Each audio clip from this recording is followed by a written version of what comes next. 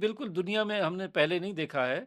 ये वाहिद 2 यानी एटमी ताकतें हैं, जिन्होंने एक तरह से तकरीबन जंग की। आपको कारगिल वार को देखें या फिर अभी जो पुलवामा वाला इंसिडेंट हुआ था, उसके बाद जो कुछ हुआ। तो ये जो है वो खतरा मौजूद है कि इस तरह की कोई चीज़ हो सकती है और मोदी को देखते हुए और उसका जो पॉलिसी और तरीक़ेकार है, उसमें ये खतरा मेरे ख़्याल में मौजूद है।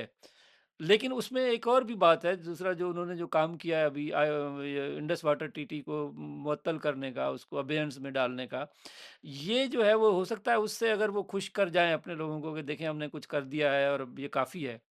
तो ब बात बन सकती है या उसके बाद फिर नेगोशिएशन टेबल पे आ जाएँ। जो मुझे लगता है क्योंकि आप देखें ये जो इससे पहले एक तो इस वाक़ये के अलावा आप उसको देखें, तो इंडस वाटर ट्रीटी पे जनवरी में भी जो है वो इंडिया की तरफ से स्टेटमेंट्स आना शुरू हो गए थे कि हम इसको रिविज़िट करना चाहते हैं और इसको हम दोबारा से सोचना चाहते हैं कि इसमें पाकिस्तान उनको पानी की असल में ज़रूरत है।